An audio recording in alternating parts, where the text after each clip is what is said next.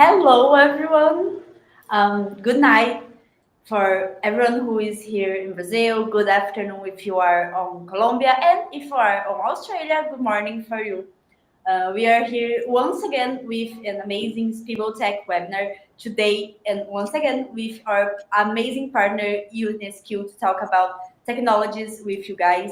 And today, our team is the leadership in emerging technology, and we have the amazing Renata for UNESCO. She's the representative for UNESCO in Brazil, and she's going to tell us a little bit about the university and everything they have to offer. And to talk about the team that we have today, we are with the amazing Professor Fabrizio, that it is the head of the business school in the UNESCO Australia. So we have so much to learn today. If you want to go to Australia, if your dream is to go to learn technology onshore, this is the right webinar for you. I know you're going to have a lot of information here and you are going to fall in love with UNESCO. The same way as we did, the same way as a lot of students did before. And if you go to their university, you surely are going to be in good hands. So now I'm going to ask for you, Renata, to present yourself a little bit. Thank you very much, Julia. It's a pleasure to be here again. I have participated in other webinars with Spiegel Tech, and it's a pleasure to be here talking more about University of Southern Queensland in Australia, and also to have here Professor Fabricio to bring some knowledge from our programs at the UniSQ. So I'm going to have a presentation to give you an overall about University of Southern Queensland, but I'll let Professor Fabricio introduce himself before I go to my presentation. Thank you very much, and good evening, everyone. I'm Fabrizio Carmignani. I'm the head of school and dean of the business school. It's a real pleasure to have the opportunity to be here with all of you, and I look forward to talking a little bit more about information technology, artificial intelligence, and the impact that this has on new business leadership. Amazing, Professor. I'm so happy to have you both here. So I think that we can already go starting, following our. So we are a little bit forward the time. It's early, so you don't have to worry. We can take a breath and do our presentations with calm. So Renata, if you want to please tell us a little bit about UNESCO. I know everyone here are really excited to hear it. You can share your screen with us. Thank you, Julia. I'm going to be sharing my screen with you so we can have a better idea of University of Southern Queensland. So let me share it. Can you see my screen, Julia? Just waiting for your confirmation. Yes, we are seeing your screen. You have the room. Yes, thank you very much. Yes. So as Julia said, I'm Renata Balaguer, and I am the in-country manager for University of Southern Queensland here in Brazil and the whole Latin America. I'm going to be giving you an idea of University of Southern Queensland, the programs that we offer, our beautiful campuses, a little bit of lifestyle in Australia. So I would like to start with this slide showing the beauty of Australia, which is a beautiful country, amazing destination, especially for international students. Australia is a very welcoming country. We have many nationalities, people from all over the world. And for you to have an idea, almost half of the population in Australia was not born in Australia, but away from Australia. So it's a very multicultural country. It's a very welcoming country. It's also a safe country, especially for international students. If you're considering coming to Australia to study, it's a safe country for you to study and live in. And students can also work while they're studying, and they can work up to 48 hours every 15 days. So they can work, and this helps the students to pay for their expenses, living expenses, accommodation, meals, and also travel around Australia. And this is our location for you to have an idea. We are located in the Queensland state. We are in the northeast part of Australia, and we are not in the capital, which is Brisbane, but we are very, very close to the capital. Queensland state is also considered a sunshine state because we have at least 300 days per year of sunlight. So the weather is very pleasant and very welcoming. And in my opinion, the most beautiful beaches in Australia are located in Queensland State. Here you can have an idea of our location. As I said, we are now located in Brisbane, which is the capital of the state of Queensland, but we have three beautiful campuses very near Brisbane. So we have UniSQ Springfield, around 35 minutes from Brisbane, UniSQ Ipswich, which is the second campus that we have, about 45 minutes from Brisbane, and we also have our Toowoomba campus, about 1 hour and a half driving from Brisbane. So you can see that we are very, very close to the capital. A curious thing about Brisbane is that in 80 years, we're going to be hosting the Olympic Games. So this area, this region, has been have been receiving a lot of investments, a lot of remodeling, constructions. So it's the place to be in Australia for the next 8 years, at least the next 80 years, because all the eyes of Australia are towards this region, the region of Brisbane, especially because of the Olympic Games. And it's also a beautiful place to live. And it's very close to the Gold Coast, the Sunshine Coast. It's a very, very nice area.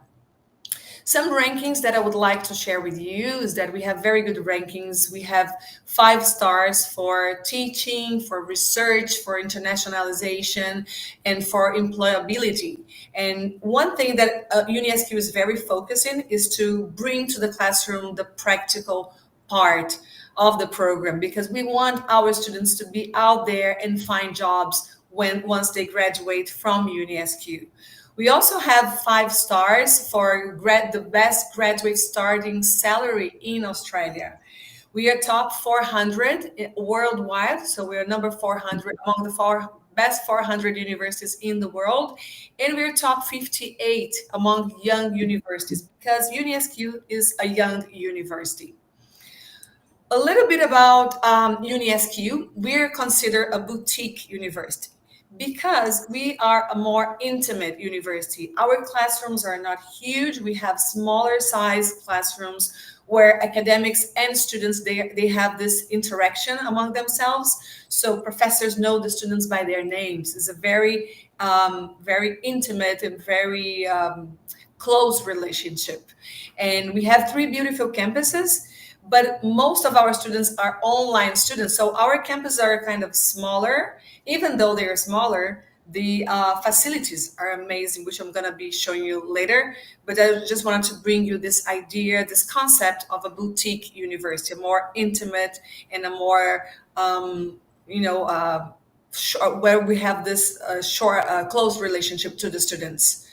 As I said, we were the first university in Australia to offer online programs. So we are a very technological university. We were the first university to offer this kind of program.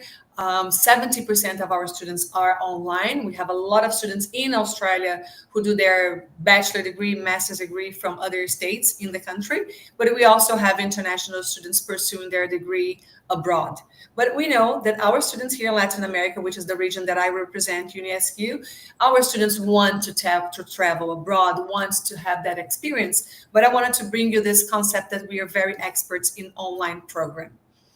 You can have an idea here in this slide about our 3 campuses. So Toowoomba campus is our main campus where we offer almost all programs at UniSQ. It's the largest campus. We have our own accommodation there as well. It's a beautiful city, around 150,000 people. And it's very nice for hiking, beautiful nature. Here on the bottom right, we have Springfield campus, which is about 30 minutes from Brisbane. Is a campus more focused in the engineering, business as well. We have communication, radio, TV. We have an aviation simulator, a flight simulator there. We have 2 flight simulators, but one of them is located in Brisbane, the other is in Toowoomba. And the Ipswich campus is our campus related to the health area. So all of our programs related to, for example, psychology, paramedicine, nursing, the health area, we offer there. We are a very comprehensive university. We offer all levels of education. So we offer English programs especially for the students who need to improve their English. before they start their studies. So sometimes the students don't have the requirement, the English requirement for the program, so they can come a little earlier and study with us for 10, 20 weeks, and then move forward to the program at UniSQ.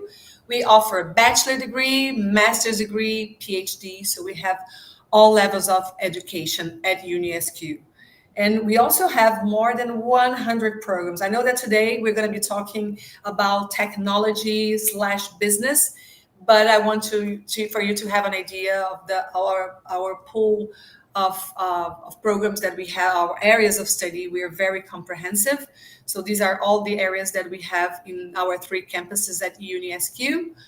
Even though we are a smaller university, more a boutique style university, our facilities are amazing, our world-class facilities. As I said, we have 2 flight simulators. We are the only university in Australia that has 2 flight simulators, one from Boeing and another one from Airbus. We have amazing engineering laboratories. We have our paramedicine trucks. We have our nursing hospital, everything there in our campus, so you can have the practical component of your course, and then you're going to be ready to go out there once you graduate and find your job. I cannot guarantee you're going to find your job, but I can guarantee that UniSQ will be preparing you for that. Applying for UniSQ is not that complicated at all. It's very straightforward. All we need is your passport, your document, your ID, which is passport since you are international students, your proof of English, which can be IELTS, Pearson test, or TOEFL. We are going to be needing your academics, your transcript, your previous studies, and your curriculum. That's it. Of course, there are some specific areas that will require extra documents, but the majority of our programs are going to be asking you for these 4 documents as a requirement to apply. Last but not least, for 2025, we're going to be offering a 15% scholarship, which means that once you apply for UniSQ and if you get accepted in your program, you're going to be receiving automatically a 15% reduction on the total of your tuition. You don't need to do anything. You don't need to apply for that scholarship. You just need to apply for your program. And once you get accepted, the letter of offer will come with a reduction. So it's simple as that. This is a great scholarship. This year we were offering 10%, but next year 15%, which is great. We have 3 intakes, February, May, and September. So you can choose when you want to start your studies. And this is my contact, my email address. I'm based in Brazil, so I can help you in the same time zone or very close time zone. Feel free to contact me, or feel free to contact Spibo, because Spibo is one of our agent partners here in LATAM, and they're going to be able to help you as well. Thank you very much, Julia. And thank you, Renata. Sharing my screen. I can stop your screen. Yes, it works. Okay.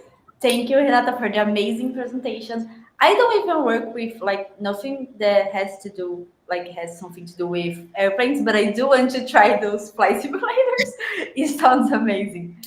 But if you do not want, yes, and if the person do not want to work with technology, that's fine, because you're sure going to have some opportunities and programs for them. I mean, more than 100 programs, this is a lot.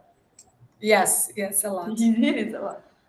So I'm really grateful, Renata, for an amazing presentation. And now I want to give the word for our starter of the night, Professor Fabrizio. I will share your screen because I know that not only me, but everyone that is here, they are really amazed to have the opportunity to hear everything you know and can share with us. So the room is yours and you have your time, please. Thank you very much, and thank you as well, Renata, for a great presentation. Let me start by something that we do in Australia. In Australia, we have an acknowledgement of country whenever we start a presentation, and this is a way for us to recognize our history and the traditional custodians of this land, of the Australian land. So in the spirit of reconciliation, I would like to acknowledge the traditional owners of the land on which we are gathering today, pay my respect to the elders past, present, and emerging, and extend this respect to any Aboriginal and Torres Strait Islander people who might be in the audience. It is, as I said, an acknowledgement of country that we do very much in recognition of our past, and to strengthen the relationship that we as society in Australia have with our history, with the traditional populations that have been living on this land for thousands and thousands of years. So, as we said at the beginning, my name is Fabrizio Carmignani. I'm an Italian by origin. I'm one of the many Australians who was born abroad. So now I have a double citizenship, but I'm one of those 30 and more % Australians that were not born in Australia. I moved to Australia in 2009. I used to work for the United Nations. I'm an economist by trade. So I'm a professor of economics. I have a PhD in economics. I worked for the United Nations for many years as an economist, traveling a little bit around the world. I visited a number of countries in Latin America. I was based primarily in African countries and at the headquarters in Switzerland. And then eventually, a family decision, we decided to try something new. We came to Australia, and it's been such a fantastic experience that with my family, we have decided to stay here. And as I said, we have been here now for about 15 years.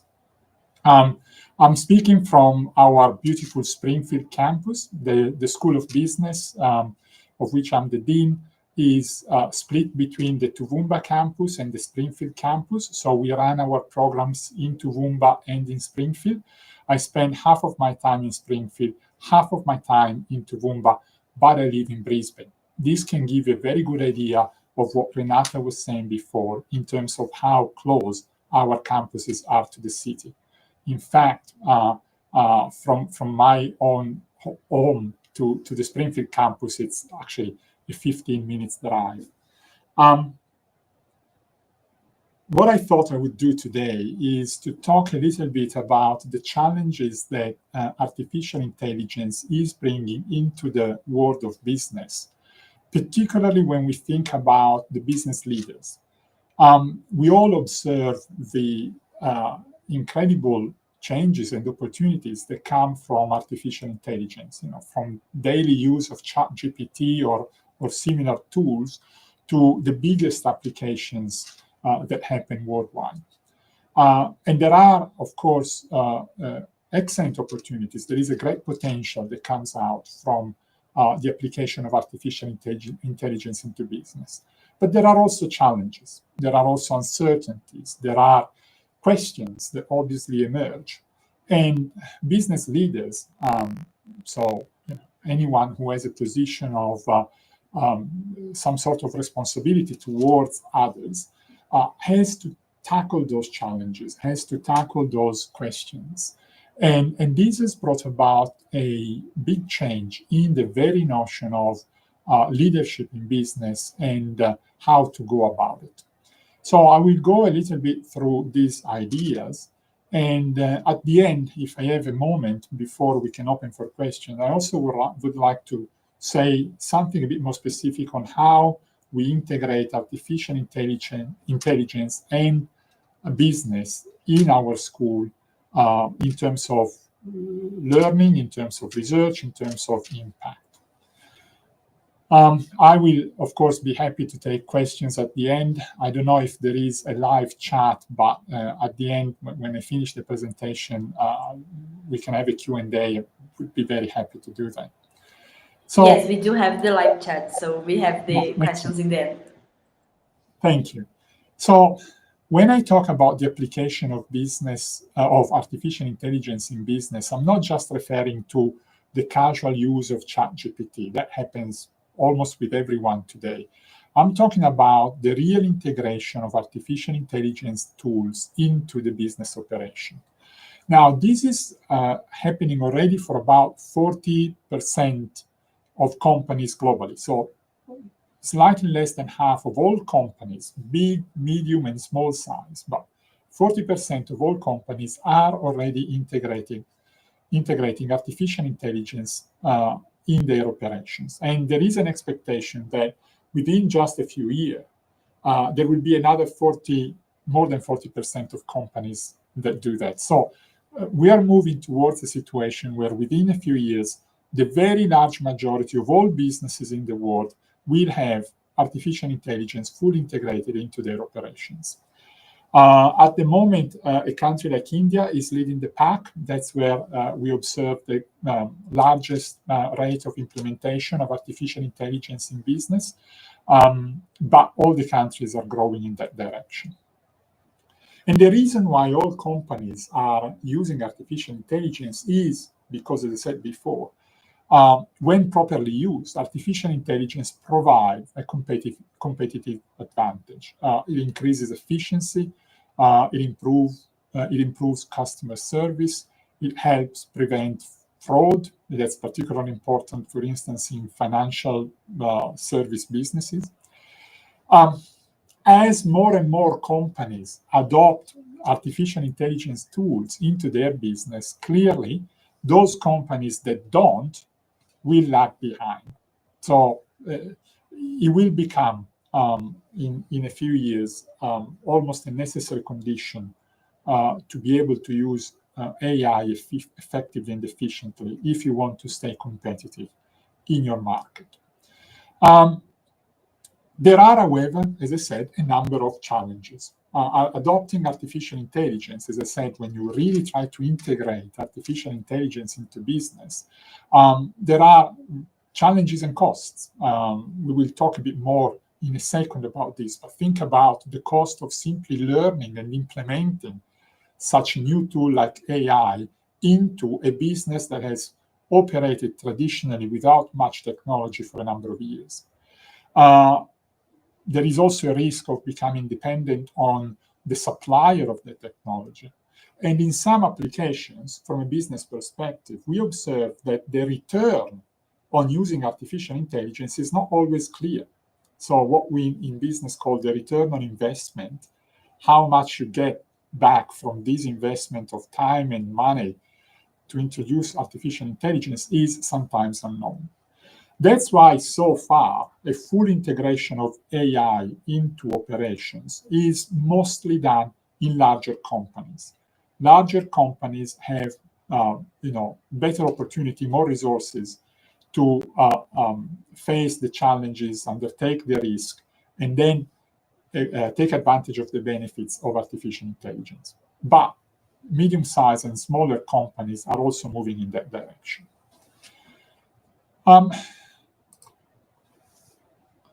So think of yourself as someone who, as I said, is running a business in whichever position, a small business or a larger business, someone who works in a corporation with some sort of position of responsibility. What does it mean to introduce artificial intelligence in your business? Well, the first challenge is that we need to understand it. There is a complexity challenge. Using ChatGPT, again, just to use an example, is not the same as bringing a full artificial intelligence model into your business. So the first challenge for many business leaders today is to understand the complexity of artificial intelligence and how best artificial intelligence can be of use to the company. There is a big risk that if you take artificial intelligence into your business in the wrong way, you don't generate benefit, you generate losses. So there is a first challenge in terms of complexity and strategic vision. The second big challenge when we try to bring AI, or when we have to adapt AI to our business, is what I said before.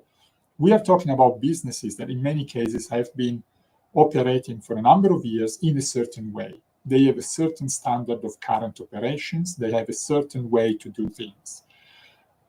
An innovation like artificial intelligence is by definition disruptive. It will change the way in which you do things dramatically. So there is a little bit of a balancing act that has to be undertaken by business leaders when bringing in such a disruptive innovation into an existing business. There is a tendency, or there might be a risk of doing too much too quickly, which would be very disruptive and completely disrupt the operation of the business. So at the same time, you don't want to go too slow in this process of innovation. So you have to find the right pace to balance the innovative tool, which is artificial intelligence, with your current operations. Implicit in that is also the challenge of disruption.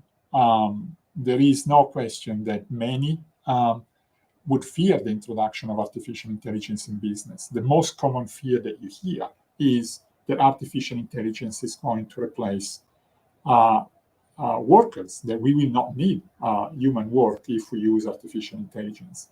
Let me tell you immediately now that that's not the case. Artificial intelligence will change the type of work that people do.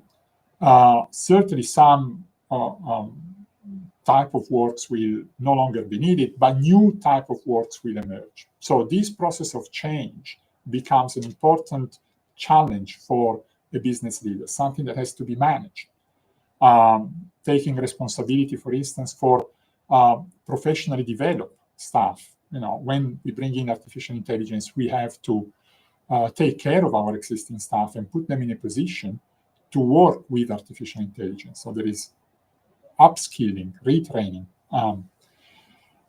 The other challenge that is very important is that artificial intelligence can help in many ways, but it also might make you exposed to cybersecurity attacks. Right now, it's a continuous struggle between protecting your systems from cybersecurity attacks and managing the flexibility of your system. So you have to think about how the introduction of artificial intelligence makes you more or less vulnerable to the risk of cybersecurity attack, data breach, confidentiality breach, things that have a huge cost for companies. There are, of course, challenges related to regulation. Artificial intelligence is a new thing, but it starts progressively to be regulated more and more across different countries. Regulations across different countries are not always consistent. So if you are a multinational company working across different countries, sometimes you have to deal with different type of regulations, and that's can be a bit of a headache. One important challenge is the one that has to do with responsibility. In many businesses, and I will give you a few examples in a moment, artificial intelligence actually contributes to the decision-making process. So artificial intelligence algorithms or rules based on artificial intelligence are used to make decisions. But in that case, who is responsible for the decision? You can't blame artificial intelligence for the wrong decision, for a biased decision, for an unethical decision. But at the same time, if you delegate some of the decision-making process to artificial intelligence, you need to think about who retains the control and the responsibility for the artificial intelligence. It's a very important question. It's a question of ethics that I think we as a community, as a society, we will need to address over the years to come. So it's a long list of challenges. And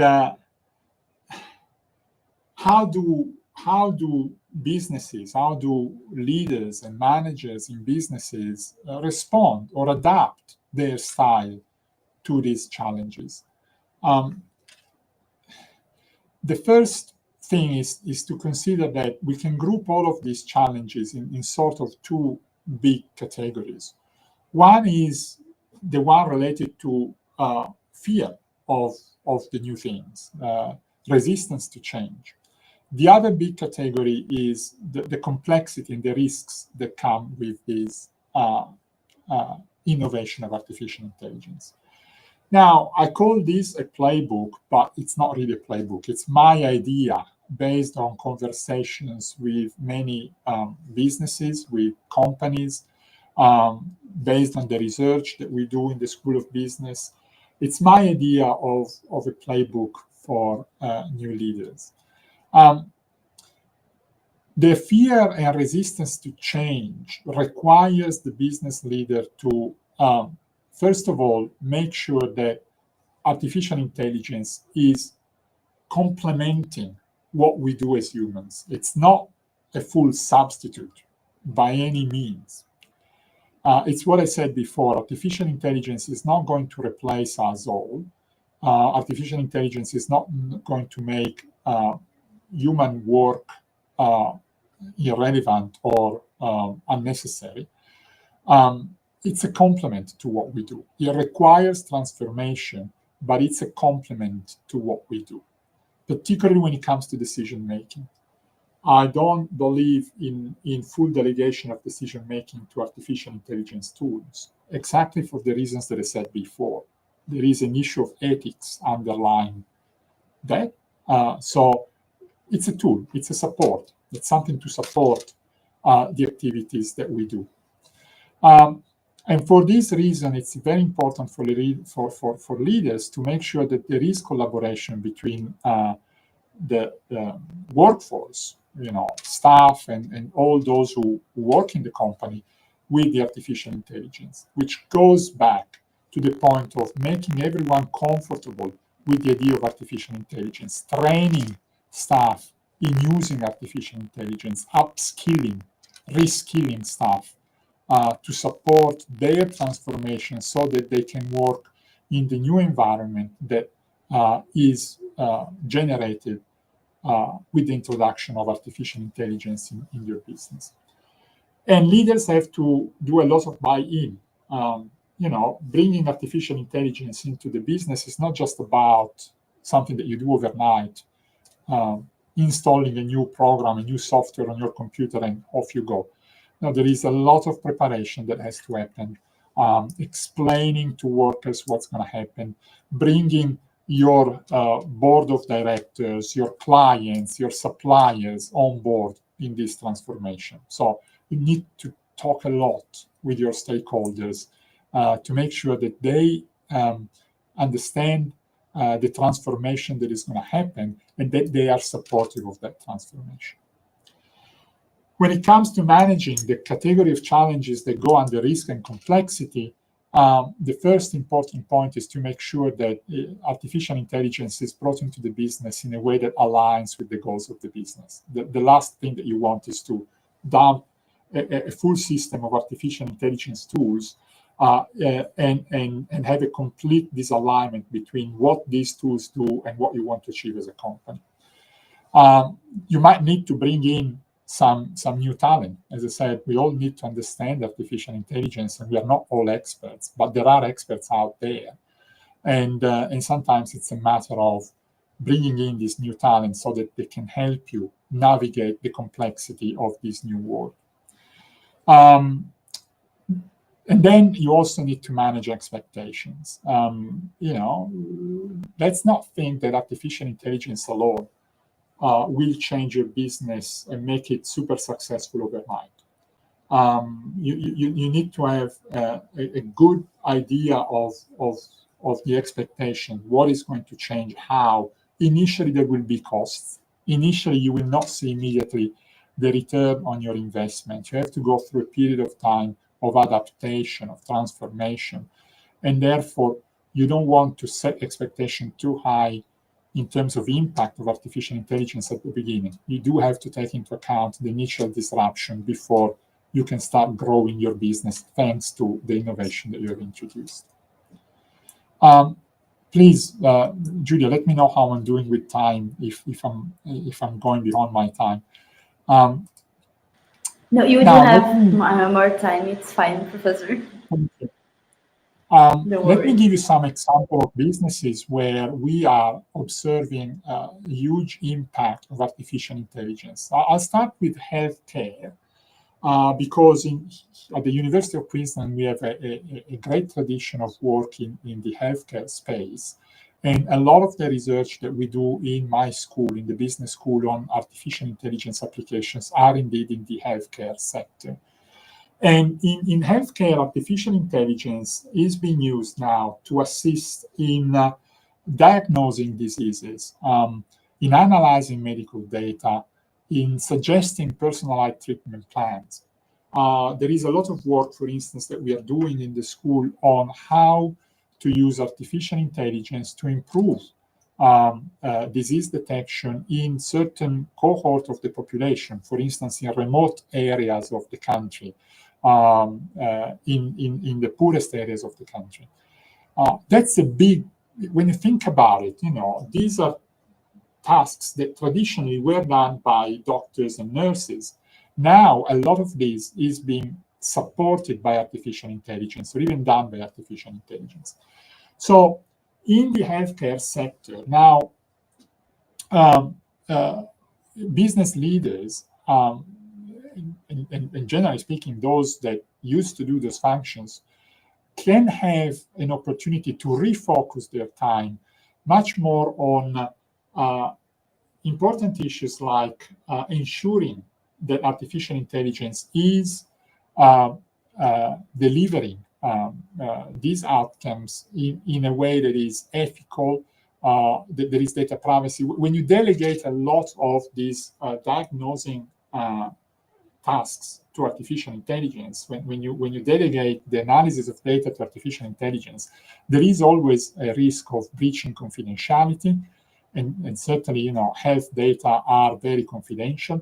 So the job of the leader is to make sure that artificial intelligence works without breaching the type of confidentiality and privacy that we expect from a patient-doctor relationship, but also that artificial intelligence works or that we work in the most possible ethical way. Sometimes artificial intelligence we look at the data, but the decision that has to be made ultimately by humans has to be ethical, as we said before. Another good example of use of artificial intelligence in business is the supply chain and logistics. In the integrated world economy that we have today, supply chain and logistics are critical drivers of economic well-being. We all know that the disruption of supply chain and logistics businesses was in the post-COVID phase was at the root of the increase in inflation that we have observed for the last couple of years. This is to give you an idea of how important supply chain businesses are in the context of the global economy. A lot of work is done by artificial intelligence in terms of forecasting the best way to move merchandise across countries. So planning the trip, planning the route, planning the inventory, so how much merchandise has to be stocked and how much has to be shipped at any point in time, forecasting demands in different markets so that we can plan the transportation of merchandise at the right time to the right destination. So all of this is being done now by artificial intelligence. Because artificial intelligence does that, we no longer need a business leader sitting in their office and planning those things. That's done by artificial intelligence. This gives business leaders in supply chain and logistics more time to focus on more, if you want, human aspects of the business, like customer satisfaction, like engagement with the different markets, like strategizing on finding new business development opportunities. Marketing and advertising and financial services are two traditional, if you want, business areas where we are observing a lot of impact from artificial intelligence. Look, let me just mention financial services. All the things that were done in the past using an Excel spreadsheet and all the calculations that were done in order to execute trade and manage portfolio are now being done by artificial intelligence in most financial services. Similar financial services use artificial intelligence to detect fraud. In the banking sector, in the financial services sector that's becoming a top priority. So again, leaders, those who are in a leadership role in financial technology, financial services, no longer need to worry about this more operational aspect of the business, but they can shift their attention towards developing strategies, have more time to oversee the business and make sure that, again, artificial intelligence is run in a way that is supportive of the goals of the business. There is therefore a lot of disruption also for leadership when it comes to dealing with artificial intelligence. The role of a business leader, as you can see from this example, is changing dramatically. And this is a bit of a summary of what I think we can say in terms of transition from traditional leadership to new leadership. The traditional leader, the business leader that we used to have before the advent of artificial intelligence was very much a director, okay? Making decisions based on experience, making decisions based on intuition, often making those decisions at the top and then directing to the bottom of the corporation. With artificial intelligence, the business leader becomes more of a facilitator. Decisions are going to be based much more on data analysis that is provided by artificial intelligence.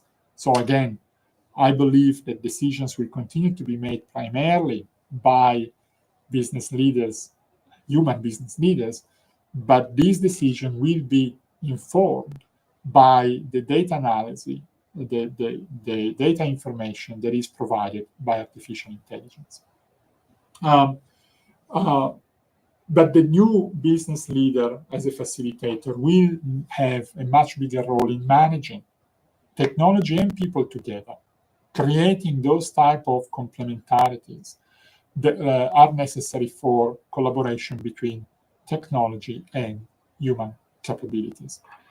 The new leader will also be very adaptable. Look, artificial intelligence is changing by the day. The tools that we use are changing by the day. And, it's not a one-off process. It's not that you decide today to start integrating artificial intelligence into your business and then you're done for the rest of the 10 years. Probably you have to redo this process over and over again. So a lot of adaptability. Let me conclude this with just, if you are the new business leader and you go to sleep at night and you have time to think about your role, inevitably you will ask yourself a number of questions. This is on the left-hand side of the slide. You will ask yourself questions that essentially boil down to the question, what's my role? What am I doing here now that I have all these artificial intelligence tools that do so many things? Am I still relevant? How do I help my colleagues cope with this change? And what's going to happen next, given that every day that I wake up in the morning, there is a new innovation in the artificial intelligence field? So these are pretty heavy questions that make you wonder, why am I doing that? But on the right-hand side of the screen, there are the good things, the positive things of a new business leader. Because of the introduction of artificial intelligence, business leadership will have essentially more time to think about the strategy, to think about the business development, to focus on growing their staff, growing their own talent.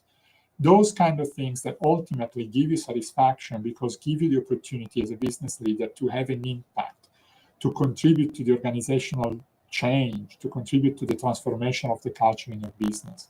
So some headaches on the left-hand side of the slide and some pluses on the right-hand side. And if I have one last minute, let me do a little bit of a blurb around the School of Business. All the things that I said are are things that we study and we research continuously in the School of Business. And we integrate our learning, our own learning, in conversation, as I said, with a business leader. We have very strong partnerships with businesses in the school. So all what we learn through our engagement with business leaders, through our own research and so on, we channel it into our degrees. And the issues that I've discussed today are taught in our Information Systems Management, which is a major in the Bachelor of Business. And at the postgraduate level, they are taught in our Master of Information Systems or in our Master of Business and MBA, in some specializations of the Master of Business and the MBA. And we have in the school a specifically dedicated interest group on how to integrate artificial intelligence in business. So our thinking, our research, our engagement in these type of issues is driven by a group of my colleagues who have created this special interest group, and they very actively are at the frontier of the conversation on the use of artificial intelligence in business. Let me stop here and thank you everyone for your attention. Feel free to contact me, of course, and happy to take any questions if anyone has anything that they would like to ask. Thank you, Professor. Let me just take out your screen. And yes, it was an amazing presentation. I'm sure everyone here loved it a lot. So if you have any questions for Professor Fabrizio, please send in the chat. If you are watching us from YouTube or Facebook, we are going to receive it all and he's going to answer. In this meantime, I do have some questions for you, Professor. So the first it is how can the leaders effectively like integrate the artificial intelligence into traditional business models without like disrupting current operations too much. Today my English is really bad, but basically No, it's perfect. the question was like, how can we integrate the AI into these traditional business models that we have already? It's a very good question, and I'm afraid that there is a little bit of disruption. There is no way you can do that without disruption. Disruption is not a bad thing, Julia, in itself. The whole of economic history is a history of creative disruption. Think about when we introduce mechanics into factories, or when we introduce the engine into transportation, electricity. You know, these are all things that are disruptive in the sense that some part of traditional businesses will become redundant, but there will be new businesses, new jobs, new positions that emerge because of that disruption. So there is inevitably some disruption. The point is to make sure that that disruption leads to some creation. So when we said before, it's important that you plan how you bring in artificial intelligence into your business to complement what you do, to integrate with what you do, and to align with the goals of your company. Well, that's the challenge, if you want, for a leader, because if you fail that challenge, then you disrupt your business without creating anything new. But if you get that challenge right, then your business, after the initial period of transformation, will become more and more competitive and grow faster than it has never done before. So not an easy task. There isn't a real playbook. Maybe I should not use the word playbook in the future. There isn't a real playbook. There isn't a magic wand. It's a matter of learning. That's why you need to surround yourself with some new talent. That's why you need to spend time about thinking about the complexities of artificial intelligence. It's a learning process for business leaders as well. Absolutely. Perfect, Professor. And I think that this is okay. I thought my audio was off. No, this is something so new that we are all learning together how to use and integrate. And I do have another question about it. about the artificial Yeah. intelligence. Sorry.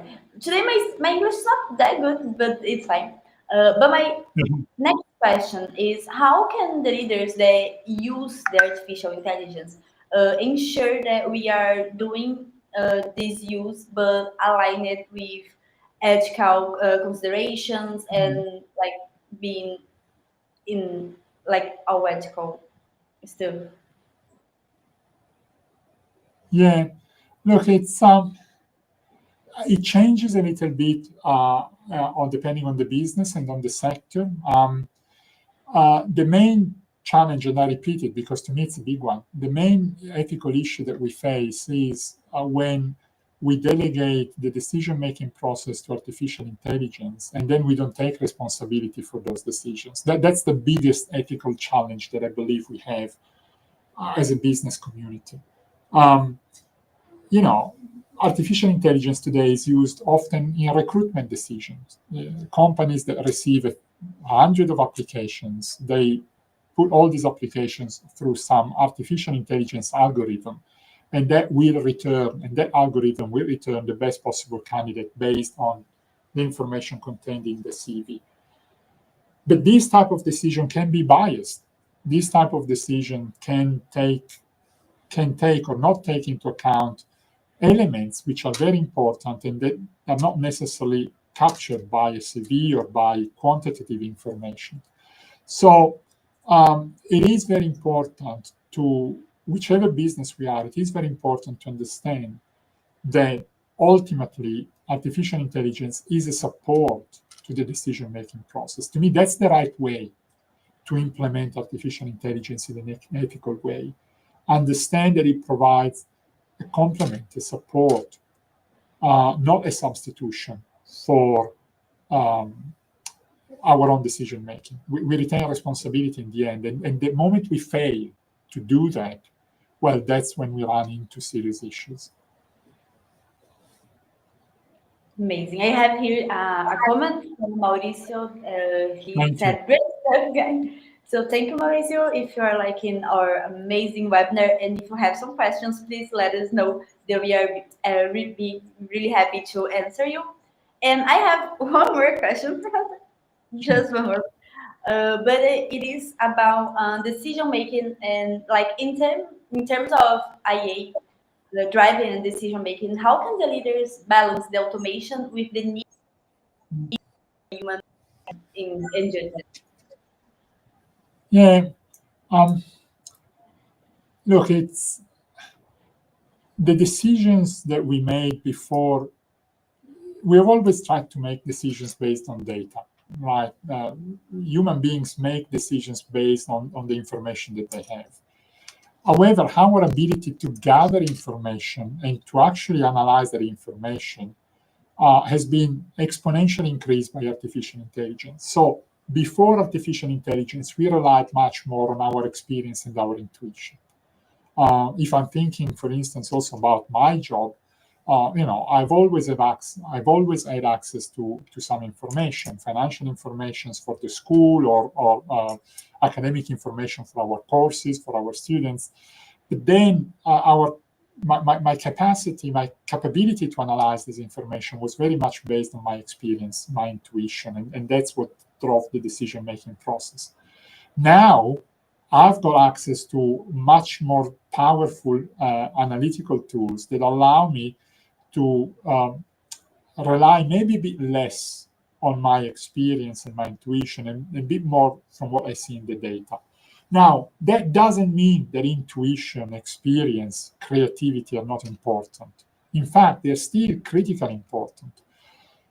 The advantage of artificial intelligence is that because I don't have to do so much of the number crunching, so much of the computational analysis of the data, I have more time for the creative process that is so important in big decisions that we made for our businesses. So again, it's a balancing act. The decision making, we still have a lot of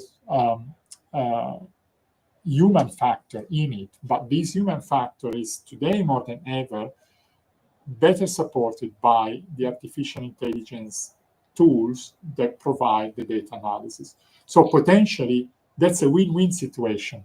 We've got better data analysis, more data, better analyzed, more time to use those data, combined with our creativity and intuition to hopefully make better decisions.